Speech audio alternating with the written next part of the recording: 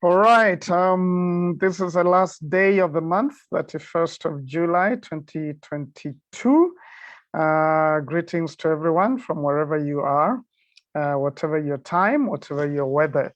We want to invite you to this conversation today on this last day of the month. I'm sure you've had a great month, the month of July. We continue with our conversations about governance and leadership. And today we talk about the leaders we want or we need. The leaders we need. For those of you who are not from Kenya, in 9 days or so, 8 days really, we're going to have a general election here in Kenya, and we're going to be electing leaders from the president to the very lowest level of elective leaders or positions. And so we've had this conversation, which is relevant to you wherever you are, whether you have a general election or not.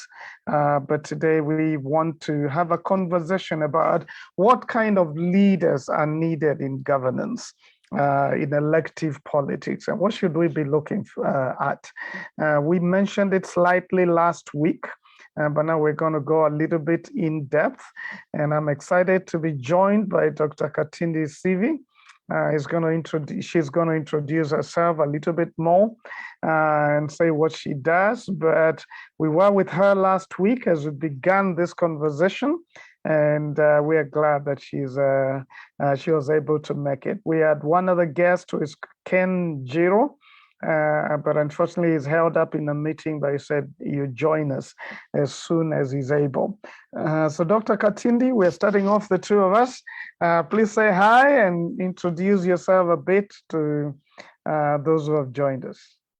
All right, good morning, good afternoon, good evening, depending on where you're joining us from. My name is Dr. Katindi Sivi.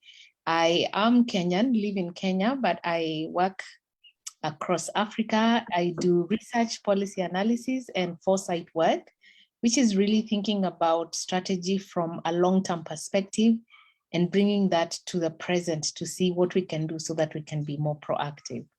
Thank you for inviting me, Pastor Simon. Well, I'm glad you're here, and this is Simon Bevy, your host at Sober Sunday, stimulating conversations with me around family, relationships, leadership, governance, and other matters that affect us every day. So as I said, today we talk about what kind of a leader do we need. We are preparing to go to elections. Some of us have our voters card ready. Yeah, it's just 1 week, and we're going to have the 5th president of Kenya is going to be different from the current one. Was finished as 2-term. We're going to have members of parliament, both in the assembly, but also in the Senate. Then we're going to have MCAs. We're going to have governors and senators. So we're going to have different leaders we're going to be choosing. And I think there are a lot of people, Katindi, as were asking, well, I look at the kind of leaders presenting themselves, and it's just hard for me to settle on one. One person was telling me today that he's just going to close his eyes and see where the pen goes. Because some of them is saying, I don't even know what they stand for. So maybe as a matter of introduction, is just coming from where we were last week. It's what's going on around us and the issues that we need to look at. What is good governance? I mean, you work across the continent, you know that we have experienced pretty bad governance in various times.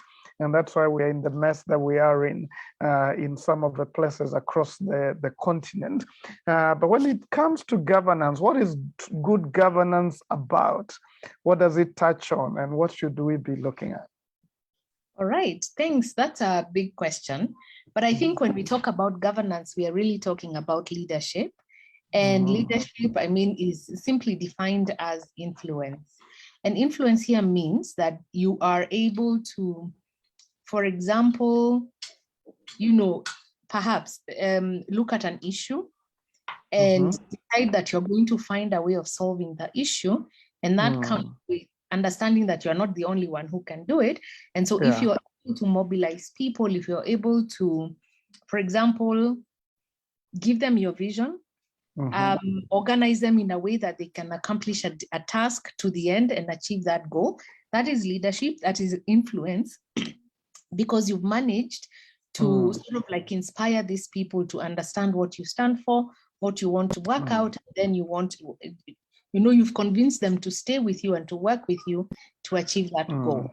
So what I think the big mistake we make about leadership, and I will move on to sort of like talk about governance, is that we think that it is positional, right? And positional means that it's somebody in a certain prominent position, or let's say if it's in a church, the people who stand in front. But leadership, I really liked a sermon I listened to. I must credit Sita Mathiriva, and the gentleman was talking about the fact that as Christians, we were mandated by God to actually, we were created as leaders. When the Lord said he created them male and female and gave them dominion over the earth, it means that each one of us has the capacity to take lead, to influence in one way or another. And so you cannot talk about it as if it's only the issue of a position, right?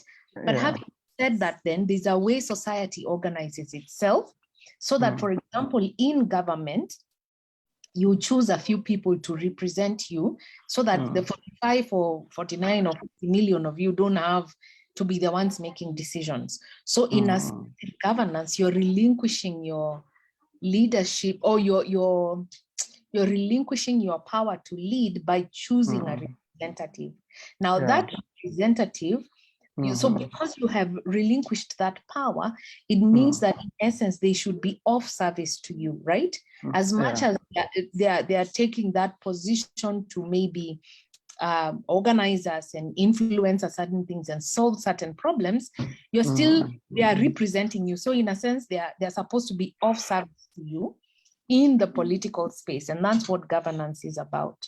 And so then what we are saying is that, because governance then is the way we organize so that we can solve societal problems, then collectively as a society, we need to identify what are the issues that are important to us and how should there be organization and representation in a way that the issues are resolved for all of our benefit. Right? So that's how I see it should be.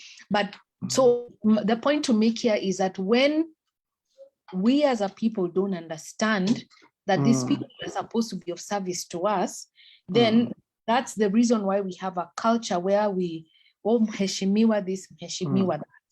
And I find it is really difficult to be a governance leader in Africa, because people have mistaken it to mean that I relinquish also my responsibility as an individual for this leader to solve the problem. So I'm going to pay school fees for my children, right? I'm always asking Mheshimiwa, give me handouts. And where introduces a very problematic relationship between the governors and so, or the leaders, the political leaders. And so when somebody pays for your responsibility, they now control you, and they don't provide the services they are supposed to provide.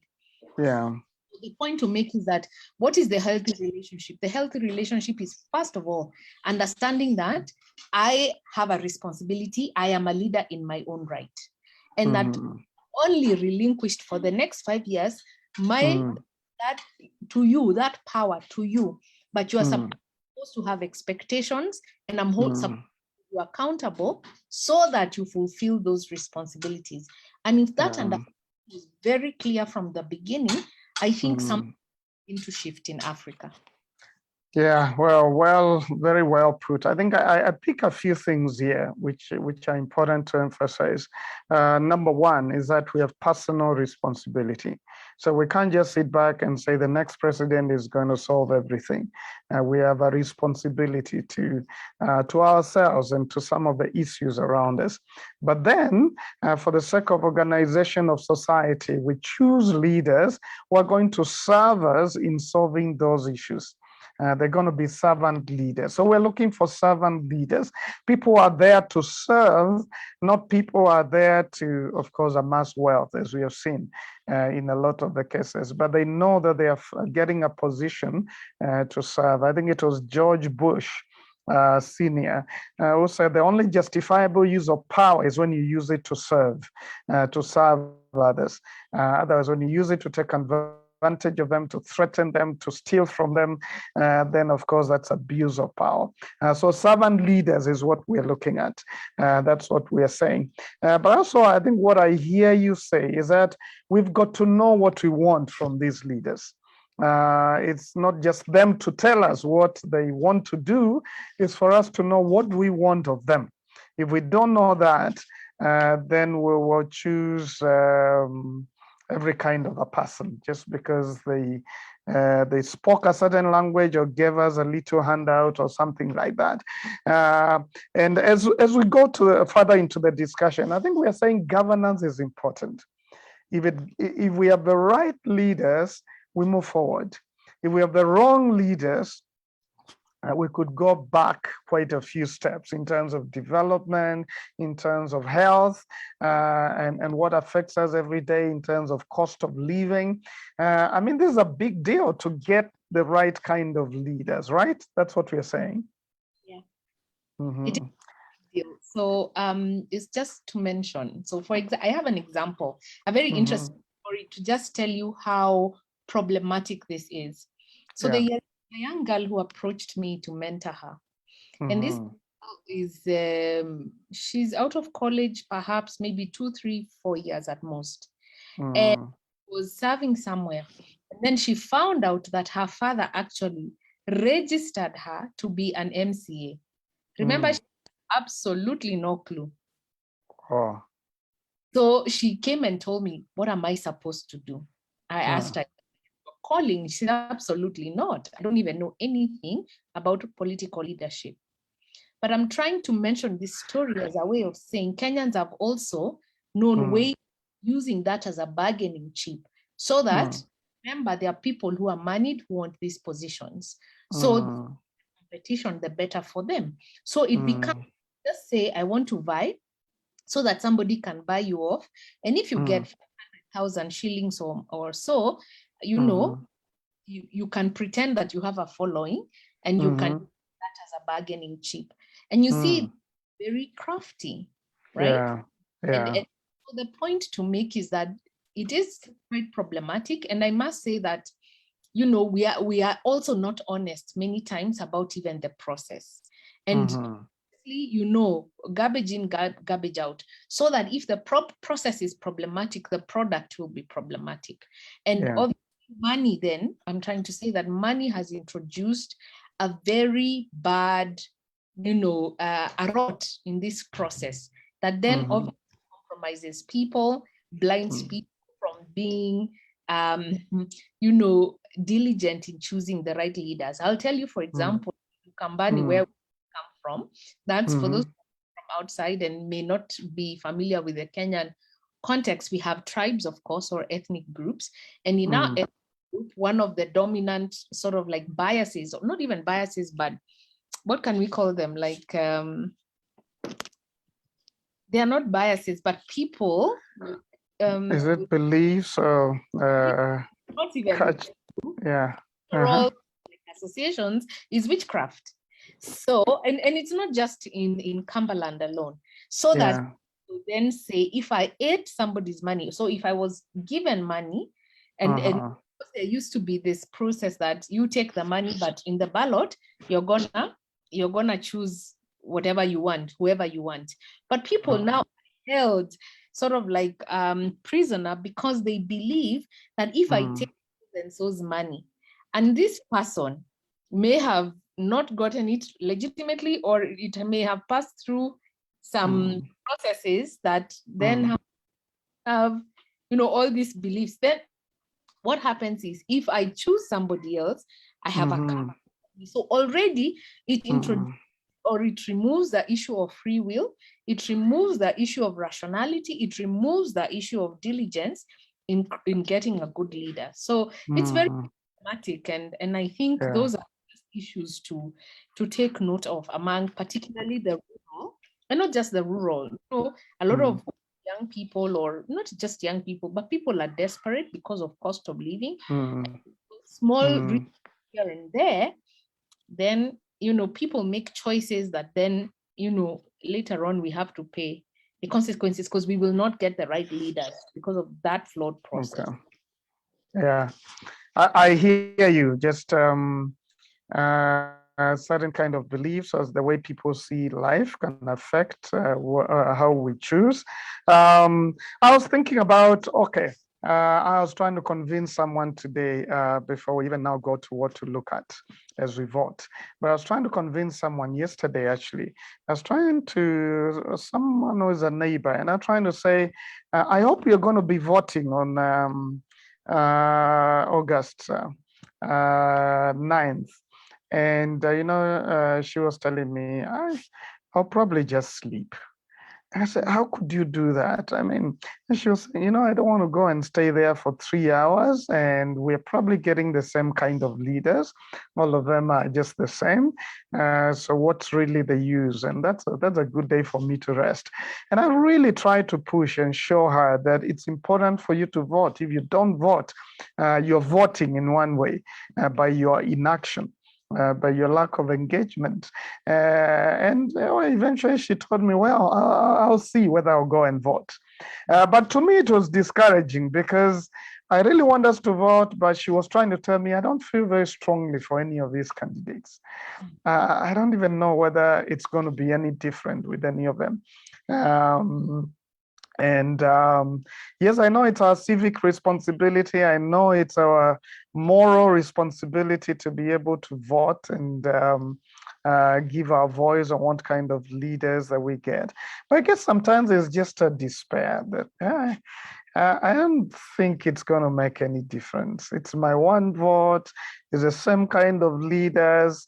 And we would love, those of you who have joined us, thank you for those of you letting us know that you're there. Please let us know what you're looking forward to in terms of choosing the right kind of a leader. Who are the leaders? What kind of leaders do we need if there's going to be a difference in the society? But maybe Katindi, you could speak to those Christians and non-Christians, just general people. We just don't feel like it makes a difference, and sincerely, they don't feel like it's worth the bother. Okay, so I will say one thing: evil people do nothing. Let me give you numbers. Of course, as a researcher, this is where I thrive. Yeah. I just very simple math and looked at the 2019 census. Saying 2019 up to now, so those who are about 15 years old would be 18 this year, right? Yeah. So if all those people who are said to be 15 to 35 in 2022, right? If you were to take their civic responsibility seriously, okay? If they actually make a decision. Do you know how many they are, Pastor Simon? Those aged between 18 and 35 in 2022 are 15.5 million. Wow. What that tells you, Pastor S, is that they took their civic responsibility seriously and if decided that we are going to vote for one person. Yeah. Imagine hands down. Yeah. Because those who are 35 and above, okay, yeah. on 12 million. Yeah. 12 million. But what happened during the registration of particularly the younger, the first-time voters, and the first time, by the way, was supposed to be 3.5 million. They got such few numbers. I forget the percentage now. They got such few because each one of them said, I don't see difference. Do you see how much there is in that? Okay. Yeah. Now, I'll even give you more numbers. If all the women in this country, okay, 18 to everyone else above, were in 2022, all right, they would actually have 14 million votes collectively. Yeah. And they would outnumber the men by 100,000 votes.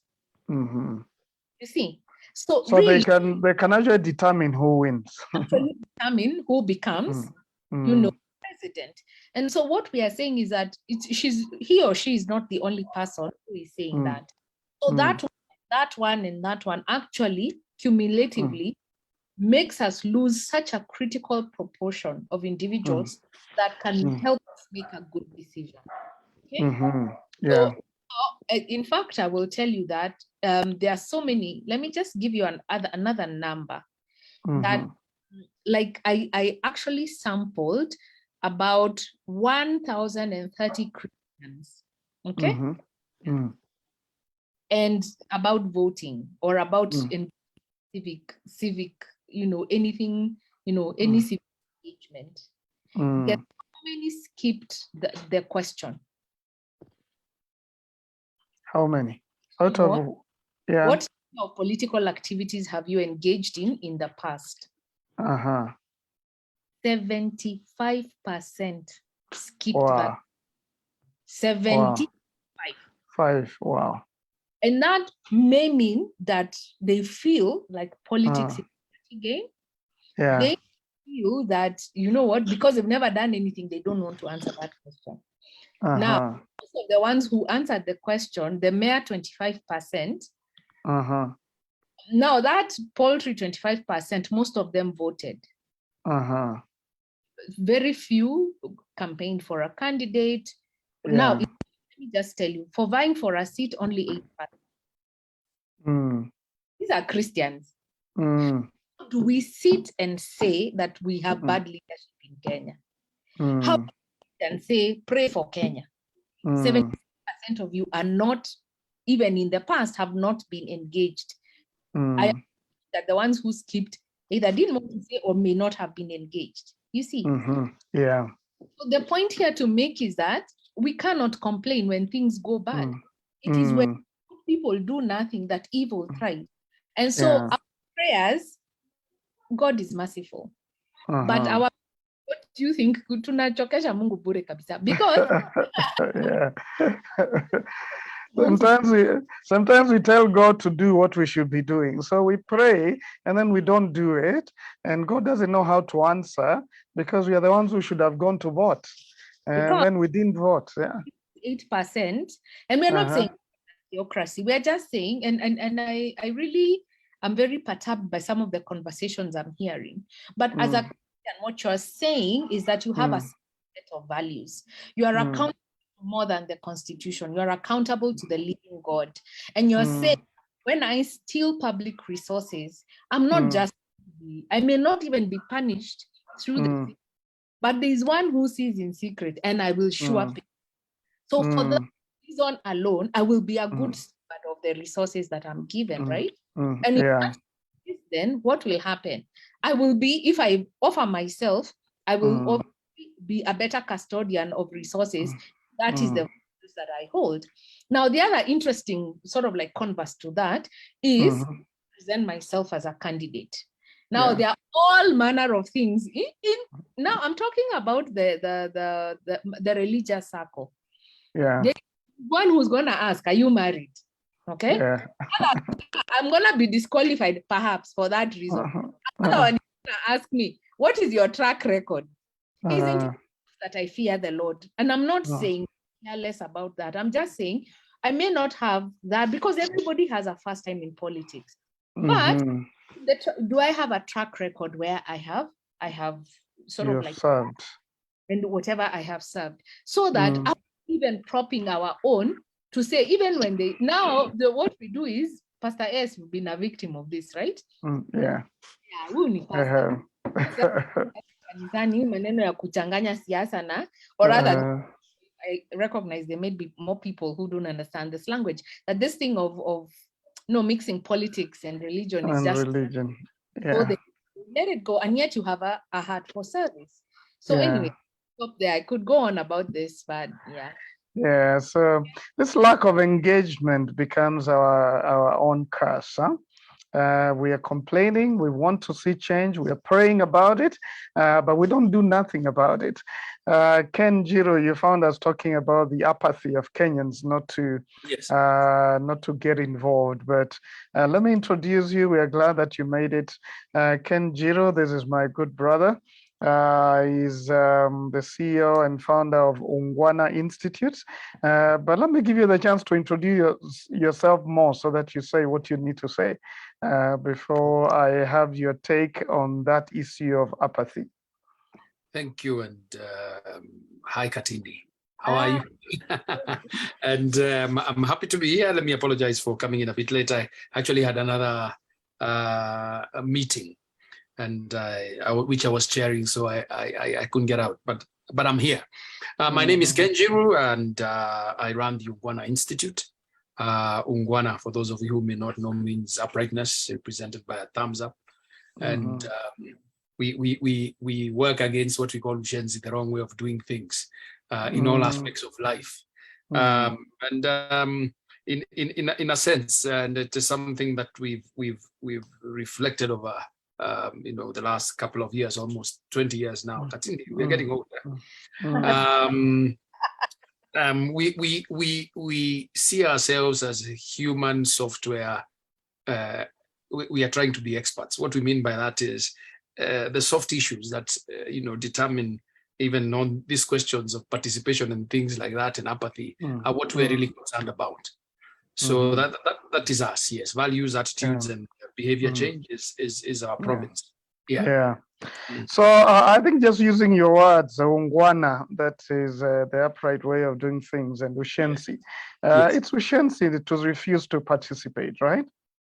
It is, but I say that with a caveat. Though the caveat is a loose one, in the sense that I have come to believe that each and every one of us is a moral agent, and so in so many ways there's something that is just expected of you by the universe. You've been created, you've been given a gifting, and in my mind you must give that gifting to the world, otherwise you're a waste on this earth. You cannot be like a football that must be kicked for it to move. All right. But having said that, when you understand the whole superstructure and the whole construct of what we call society and leadership, then you appreciate the role of leadership to get people into these spaces. All right. And that is why we have constitutions which guide the people we call leaders. That is why we then the leaders, one of their core things, and not just leaders, but even society itself, is to build a culture. And the culture at a very basic level is described as the way we do things around here. And so even questions of apathy sometimes are cultural or cultural or informed by what you've seen happening. For instance, if you talk about to young people today, they'll tell you it's all the same. They'll tell you all these candidates are the same. They'll tell you it doesn't matter whether you vote or you don't vote. And many a time they may be right to an extent, but they are wrong to the extent that for you to be able to move those things that you don't like, you must engage. And you must even make sure that the leaders who we are saying, right now in this country, if that is okay, to comment, some people are saying we are at a point where we're talking about the better devil, and I tell them I have no business with any devil. We should not be using language like that. Our Christian faith, you are a pastor. There is nowhere in the Bible where it tells you to choose the better devil. But for you to be able to fight even those devils, you must be in the space. Jesus Christ went up the mountain for 40 days and 40 nights. Now Shatani was telling him, I'll give you this whole land. If he was not in the space, he would not have even had that opportunity to steal in himself and to understand that he has a duty to do, and to understand that society, and we're talking about the Son of God, not even you and me and Katindi, the daughter of man, though we are still the children of God at a higher level. But we are talking about a scenario where these forces will always be against us, the forces of negativity, the forces, forces which are pulling society apart. And so to the extent, as the white man says, a chain is as strong as the weakest link, then the country, the polity, the organization becomes as strong as each and every individual is willing to engage and put their weight. If you come unaenda unalala, you are a problem. And in the Ungwana Institute or in the Ungwana concept approach, tunasema wewe ni mshenzi. Mm. You're primitive, you're backward. I hear you, my friend. I hear you. That, yeah, the caveat is that sometimes we give reason for people not to have hope. Yes. And just think it doesn't really matter what I do. I'm going to choose another devil. Yeah.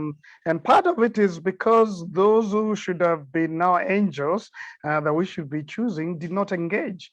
Or sometimes they engage at a level that you feel like maybe it won't make a difference. So, but now let's move it forward to the place of talking about then.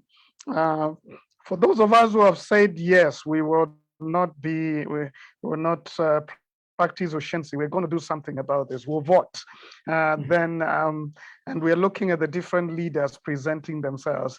I was saying before you came in, someone was saying, I'll just close my eyes and see where my pen lands. And then I'll choose that person because I really don't even care about who is who.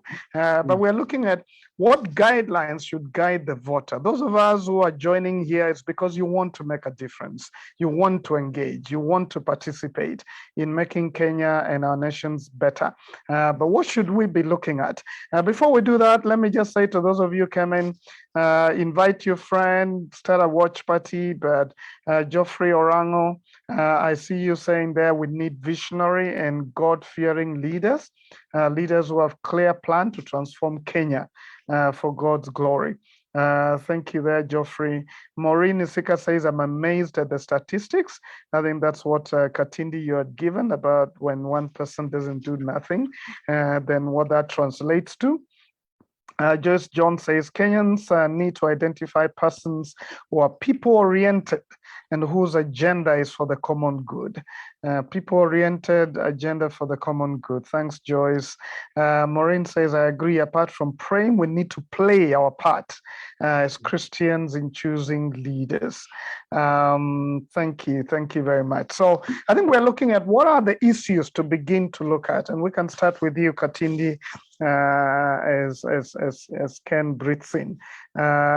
Just what should we look at? What are some of the guidelines? You're still muted, Dr. Katindi. Yes. Yeah, now. sorry about that. I think I divide my answer into two. There is a process and product. Now, in terms of process, and remember what I started by saying, that is the issue of responsibility. You cannot go to the ballot box and do abracadabra or pick it. Okay, why? Because you should have taken responsibility to know who are the people buying to the level, and then try and get their background so that you can say, as Christians, I expect that we will prayerfully say, this is the person that I am going to pick, right? So you had a responsibility. So but you have until, Friday to then figure out who are these people and make a decision before you go there to vote. And I will say that in 2013, I think a lot of us said we were very caught up in the old system of vying for the presidential candidate and not really thinking about the lower levels and those ones. If for me, I said, anyone who's a woman gets my vote, all right? Just that was, But now we have settled. Now we know how things are run, okay? And Martha made a very interesting comment in one of her addresses. She said, really, we need to understand that there is devolution. We need to understand that the people accountable for our local resources are the local leaders we need to choose. And those are the ones who go the least. Those are the people who are going to determine whether I have a road to my house or not. And so on that, I need to understand who they are, and I need them to be able to say, I'm choosing this because of ABCD. And I have said responsibility. But having said that, we are always so like we obviously have and the criteria is almost standard, visionary. But I think it's also, I will add this caveat that apart from a group of people, I think in International Leadership University, have actually created a criteria for how to put in a list of, to sort of like identify your leaders. So they said It's BVIP, blameless in character and God-fearing. Then servant leader, not threatened to others. Visionary achiever, meaning you have a vision and then you also have a track record. Inclusive, meaning that you get other people on board to work with. And then protector of values and dignity and etc. And I think those are critical, because if you can rank, and I know in CITAM today I was hearing there's a Bible study that actually put in the criteria and actually went and did their homework about who are their leaders and actually had a debate within the Bible study. Now that is a group of serious people that is willing to do the work. But having said that, I think I need to mention another thing. This thing of people telling you what they will do and not how to work within the governance system to provide solutions. Area of that. Because the thing is this, that we all know handouts never helped anyone. But it is people who, for example, are clear about the laws that need to be passed. Someone with a solid agenda that addresses your interests is critical in you being able to choose them, because they understand that it is that law that is passed, it is where the resources are deployed that will make a difference, not his or her personal, or his or her personal needs and wants. And I think a big differentiator for me. I hear you. And I love what you said about doing your homework in advance, because I think that's what that lady yesterday was telling me. Well, I'm going to sleep because I don't even know who is running for women rep, and I don't even know who is running for MCA. I just know the president, and I may not care much for that. That's what she was saying. I don't know the others who to choose unless you tell me who to go and choose, and in a sense, it's abdicating your responsibility to do the due diligence. Get to know your leaders, because you live there. You need to know who are these leaders, why should I choose them, and use various ways then to see them and see who comes out on top. And I'm going to be talking about also a criteria that we have used before. But I like what you've shared. I've been part of that before with the evangelicals. But Ken, what else should we tell people as they come in that process of choosing, narrowing down to the kind of a leader that Kenya needs right now and Africa needs? What should they consider? What are some of the guidelines from you? I think, many times I reflect on some of the biblical candidates. By the way, I'm just pulling the thread from what Katindi had said, in terms of track records and stuff like that. And sometimes I go back to the battlefield between David and Goliath. And, you realize that leadership, in a sense, because what David gave was leadership. The Israeli army was on one side trembling and looking at this giant and wondering, how do we ambush this guy? And this guy is saying, don't you have a man who will come and, stand up to me? And, he threw down the granulet and said, if you win, we become your slaves. If I win, you become our slaves. And, up steps a young man. And what was very interesting was, and these are some of the things that I think we need also to look for when we're looking for that leader. The young man steps up and everybody looks at this guy who's just come from the, looking after his father's sheep. And the king is asking him, how will you do it? And this guy says, I have killed many bears and lions. I have done this, but it was in the wilderness. People didn't know. So in a sense, he really, or God in a sense, was setting him up for this grand thing. All right. And then the king wants now to give him his armor and his shield and all those things that hardened soldiers use. And the man says, and the boy says, no, I have no need of this. They'll just slow me down. And sometimes, by the way, possibly these are what we call resources, all right? Cars and stuff like that. And he says no, and he goes and just picks a stone and puts it on a sling, and the rest is history. And so you're seeing at one level there is courage. You're seeing at another, he's fighting in the name of God. And he's not mocking God, because we have leaders who, sometimes I listen to them, on one breath they say A and another one they say B, and you're wondering, are we talking about the same God, But he comes in the name of God.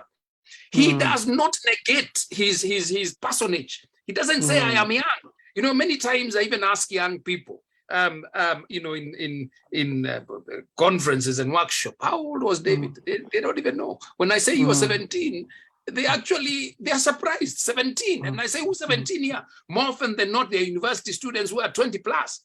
But at 17, David saved the country. So what am I saying? I'm saying that gifting is in us. And when you come from a biblical perspective, we're told that we are fearfully and wonderfully made. And we're told that if you tell that mountain to anguka, and you have no fear in your heart, but you believe that that mountain will fall, that mountain. And so the attitude you should go with to the election is an attitude of a winner, not a loser. All right, an attitude of somebody who is saying, I in a sense, by the way, you're still fighting the battle. And by voting, you're doing a David thing. And you're voting courageously. Sometimes people fear even voting for candidate X because they think will be beaten. No. Vote. Do what is right. And even if you have to stand alone, stand alone. You know, many times we are looking at which side the wave is going. You're looking at Twitter and you're saying, alikuwa na watu mingi. I'm voting there. And something in you is telling you that's not where to vote. All right. But even more substantively, you have to have done homework for yourself. There's a lot that is flying, and sometimes the Twitters and the Facebooks and the WhatsApp, they are good. In fact, it's very interesting because the amount of information, both positive and negative, that is flying is amazing. It opens, it keeps opening up your eyes. Don't digest everything foolishly. Don't be trapped within tribal lenses. Don't be trapped by nonsensical things that are talking about dynasties. I don't know, against hustlers. There is nowhere in the Bible that talks about a hustler, defined as a hustler. There's nothing like a hustler. To every one of us, we've been given a gifting. In fact, when you have a hustler economy, something is wrong. God's economy is a powerful economy, in my mind, that is based on the giftings of people. All right. So that when you look at the guys who are winning, Kip Kemboi and the rest who go all over the world and win, they don't run saying, I'm a hustler, I'm a hustler. No, they are not hustlers. They are manifesting the greatness of God. And they manifest it on the tracks. The engineers should do that. The politicians should do that. Not, the problem I have with many of these politicians is negating the human to a level where you start looking at him at some funny person. You're calling a hustler. You're calling another one dynasty. Let me tell you, if you are to think about dynasties, the kingdom of God is a dynasty. Take it on. The son of God. God has never changed. He never changed. It's not a democracy. This is what I'm saying. And so the question really is not one of dynasty or dynasty, rich or poor, whatever it is. The question is this an anointed leader? And we have been given again, and I underline this, and I know you're a pastor, we have been given the power of discernment. Right? So when you find a pastor who's telling you, praise God, I'm wearing 500,000, something is wrong. And that you must, it is first material before you talk spiritual. Something is wrong. All right. And with that power of discernment, use it. Use it. And then finally, you need to understand, and this is what people don't understand, that these politicians influence and determine your day-to-day living. Some people think that you'll go and drop the pen tap and then go home and nothing happens. Something happens. You employ a crook, even that little that is remaining, they steal it. They steal it. You'll even have, by the way, the interesting thing about bad leadership is, even apart from not even getting the roads, there will even be thugs who collect money. I mean, I've been someplace in Kayole where guys block the road with a wheelbarrow and you have to give them money. Those are systems that have collapsed. And they are still MPs, by the way, and they are still governors. But you have to give them money to pass. And when you look at them, you think they must be from Wajakoya's party. Red eyes. I mean, you can tell a guy who's some of them might be sleeping there, as it were. Do you see what I'm saying? So, you've actually not made a neutral decision. That's the mistake people make. Your pen may have fallen. God willing, God likes your pen to the right person. But that's not the way. We've been given the power of discernment. Let's use it. That's true. Yes. I like it. Courage, discernment, and doing our due diligence. Yes, Dr. Katindi. To back up what Ken is saying, some things that if you don't vote for they've now called it two horses, that you are vote, right? Because the race apparently is too close. But that's the folly also. If that's not what your conviction is, you know, you then are not taking your responsibility, because that vote is not wasted as long as you cast it, isn't it? The one that is the one that for the person that is sleeping. But as long as you're voting with a conviction of what you have, it is not wasted. That's right. Then so, maybe quickly, Pastor. You know, this constitution we gave to ourselves, a very interesting constitution. Article 1, Chapter 1, Article 1 says all power belongs to the people of the Republic of Kenya. Article 2 says that they can exercise it either directly or through elected representatives. If you don't want to go through elected representatives and you refuse to vote, then do it directly, whatever that means. Define it for yourself. Define it for yourself. Yeah. There are two options, but you cannot just be neutral until you're doing nothing. I agree. We've got to do something. It's the same thing, bro.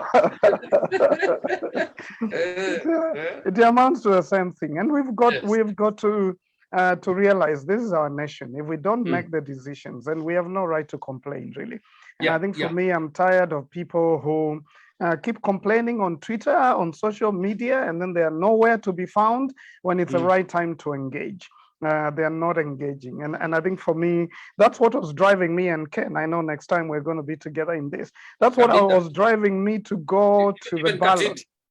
Yeah. That's why I was running at the first place, and now I'm campaigning. Very early in the morning, I'm going to be campaigning for a candidate. And I think it's because, for me, I believe that if I don't do nothing, then even my prayers are useless. If I can't engage and get involved in one way towards answering the prayers that I pray, then I'm really just bothering God for nothing. And I think for me, even when I was asking people to vote for me earlier in this process, I was using 3 C's. Really, there are 5 C's, but I use 3, and it's from the story of David. And number 1 is character. I was trying to tell people I can be trusted with your resources, with my word, and with who I am. I can be trusted. I have the character. And of course, you can't say too much about character. I was trying to tell them, look at my past, look at my life, and see that I can be trusted. But I know out of what I have depicted, I'm a trustworthy person. So for me, I'm looking for someone with character. If you've been in court before about some money you stole, then I don't believe you're going to be a good steward of my money in the county.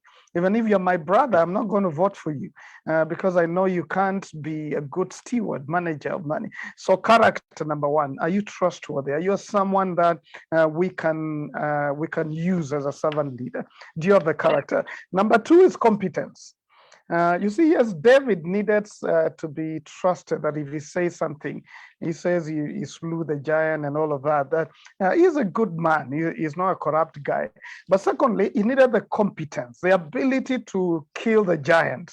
He was not going to kill the giant by a prayer. He needed to use a sling and stone. And if you can't use something to solve a problem, then you don't have the competence. But he said, for me, I have killed before. I have some killing experience. I've killed the bear, I've killed the lion, I can kill this guy. He's trying to say, I may not have a track record of leadership because I've not been here, but wherever I was, I have done something like this. I've killed, and this guy needs to be killed. He was trying to say, I have some skill, I have competence, I can do this. Because I've seen some people who are senators or are in another place asking for a different seat that needs a different, set of skills. Because it's not the same skills. Being a governor is very different. You're leading a team, you're managing resources, you're leading a budget, you're doing certain things. Being a senator, you need to be able to debate certain policies in that floor. I cannot be a senator, I cannot be an MP because that may not be my strength, but my strength is to manage and create transformation. So the competence, the right competences. So asking, is this person able to do the work that he's running for? Does he have what it takes in terms of skill, set, and commitment? Lastly, So there's character, and part of character, Ken, is the courage you are talking about. That's part of character. You have the courage to do what is right, and convictions. Character, competence, the ability to do the work that you're asking for. And then thirdly is compelling vision. That you have a clear vision of what you want to do. You want to move people from point A to B. What do you want to do about water? What do you want to do about the policies? And I've had some MPs saying, we're going to finish this and the other. And then you listen to them and say, you don't even have the power to do that. That's not your work. That's the governor's work. You should be saying what kind of policies you're going to make sure are enacted and what you're going to do with CDF, but not just promising things that are not even in your docket. So compelling, clear vision of this is what I will do as a woman representative. So far, I've not had very clear visions about women representatives. I've had some stories, but not very clear about how I'm representing women, isn't it? I'm a woman representative in the county, but there should be a focus on some of the issues women are facing, not exclusively, but to some degree. And some of the times I've not even had much. So compelling, clear vision that makes you feel this guy or this woman, lady knows what they are doing. They can do that because they have thought through it. They know what it is. And of course, for me, it's about the character of caring as well. If that person is caring, does he really care about people? Or does he just want power? But does he care? Does he really get touched by the issues of people? So I use 5 C's, but really when you collapse them, there are 3. It's character, competence, and compelling vision. But under character, I add 2, which is caring for people and conciliatory. A person who is not always causing trouble and accusing and attacking others and causing divisions, but someone who is conciliatory. Let's work together to build a nation, to build a county. I think those, to me, they're the ones I'm using this week. From president all the way to MCA, and I'll be able to say this one scores. I always score them between 1 and 5. And what do they score out of what I know? And I need to know enough to score them with knowledge, not just with bias. I need to know enough about them to say this one is not competent for that work. He doesn't have management skills. He doesn't have this, so I'll give him a 2 out of 5. This one is always causing trouble and hiring people to throw stones. He has no character, so I'll give him a 0. And then I add, whoever scores highest, I'll go and vote for them with discernment and prayerfully, and knowing that even if I don't win, I won in my heart because I chose right. I see you don't like entertainment. Because that is what Kenyan political podiums have become. Those who can dance and sing. I even hear some others singing some songs.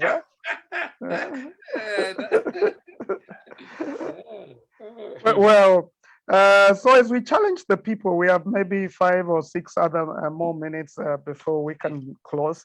Let me ask each one of you just to make some challenging appeals as people make the decisions, and just say out of your convictions, what mistakes we shouldn't make this week as we make the final decisions. The last week of campaign, the last week to listen to these candidates and to help those that we are helping. Before I supported the candidate I'm supporting, I looked at all of that and said, I can speak for this candidate because I know if they don't have integrity, that reflects on me. So I'm supporting for this one because I can vouch for them in those 5 areas. That's what I said. And I'm glad I'm doing something this week. And early in the morning, I'm going to the fields and hoping to change the opinions of some people to elect this candidate, knowing that he would be able to give good leadership if he gets the seat. But let's start with you, Katindi. Just some final words and challenge to these citizens of Kenya and the nations. All right. I think I really like what you have said about your criteria. It's very simple. It's very clear, very precise. And I think then for those remaining days, one of the things I'm going to ask you, Pastor S, is anyone who's listening, who has, let's say, a list of candidates in maybe where we live, to give and to even send out that message to say, these are their accounts, if anyone has that information, so that we can help as many people as possible to also make that decision, right? Because I can say take responsibility, but people don't also know where to look. So if we also have that information, we can share it across. I think because I do like engaging with young people a lot to understand what they are thinking. One of their strategies, and they think this is better than voting, is where they say, what, I just need to know who votes, who gets there, and then I become to the as close as possible to them. So I become, quote unquote, an insider. And as an insider, then I can get the deals. And so if I become a wheeler dealer, that's more strategic than being able to pay. And that only very few people can become wheeler dealers, right? Only few people are accommodated. And so that's not a strategy for all the needs of young people to be taken care of. A personalistic, very short-sighted approach, strategic leadership. And I think what we are saying is that by choosing good leadership, we are saying we want a leadership that is going to change the system so that the system works for everyone. All right. And that whether it's enhanced justice, whether it's enhanced equity, that's what we are interested in, because that is what is long lasting. That is what is beneficial for everybody. And so for that, it is vital that at least, if not, because we may have missed a chance to vie for a seat or even, work in the electoral process or whatever, the least is do your homework, understand leadership is, apply this criteria that we've been given by Pastor S, and then just due diligence and vote. I love it. And Pastor, part of it, Katindi, is also being vigilant to see. I mean, there's some crazy things happening, like voter buying of ID cards and other things. And I think part of our responsibility is make noise or report to the appropriate authorities when we find that. Ken, Yes. will allow you to close this with your words and challenges to the people. And I know you've been engaged yourself. That campaign of software, Ushenzi and Ungwana in itself has been an engagement to make sure that we go to the right place. But we are not currently candidates in this campaign, me and you, but there's still a lot that we can do, and you can speak just to the soul of those who are listening about the importance of making this work. Okay, thank you, Pastor. Thank you, Katindi, for that sharing. And in my mind, I think elections, whichever way you look at it, and when you listen to politicians, they entrench that begin and end with the vote, with the people. Collectively, they say the people. Everybody acknowledges that what happens is determined by the people. And so to that extent, the quality of the people matters, right? The quotient of how you carry yourself. And again, from a biblical perspective, we are told we are fearfully and wonderfully made, and that we've not been given the spirit of fear, but of power, of love, and of sound mind. I underline that: power, love, and sound mind. It is that power, it is that love, and that sound mind that you should use. Because with a sound mind, then you don't elect Shenzi, you elect a Mungu. All right? And we have it in us. All we have to do is just call it up. Don't get excited. Don't get excited by a bottle of alcohol or 50 shillings. In fact, many times I hear politicians saying that ukiona pesa ati kula kwa nani, kura kwa nani. That is nonsense. That is nonsense. That is being deceitful. Do not take it. I say the minute you've taken it, you've contaminated your soul. The minute you eat 50 shillings, in fact, you've sold yourself for nothing. Nothing. Are you worth 50 shillings? If somebody wants to bribe me, I'm not sure how much money I can ask. So don't eat it. In fact, you should get annoyed that that person has actually cast the aspersion that you can be bribed with even 10,000 shillings. After all, what's 10,000 shillings today? You enter a supermarket, unanunua mukate, nini, before you know it, it's all gone. All right. So what you want is a situation where you are earning your money rightfully and money that has value, because people are not stealing. And so for me, one of the core things that we must look for is trustworthiness. I think that is core. If there was, if we were to take the ones that you've given us first, trustworthiness. Why trustworthiness? Because if this person is trustworthy, even if he doesn't have the competence, he'll tell you this, I can't do. Let's look for Katindi. He comes and helps. But an untrustworthy person tells you, I can fly a 747. Give it to me, and he doesn't even know how it looks. All right. So trustworthiness for me is key. Who can be trusted? And I've had a lot of that conversation, and I'm not leaning on any side. There's been, people saying this election is about who can you trust. And where are we saying that? We are saying that because when I listen to EACC, when I listen to Matiang'i saying that we are about to elect crooks who have gotten through the sieve, I panic. Because if you have a parliament of crooks, what do you think they are going to do? They are going to steal from you. And not only are they going to steal from you, again, the Bible tells us a thief comes to steal, kill, and destroy. By the way, when you elect a thief, he is coming to kill, steal, and destroy. It doesn't matter whether it's your community.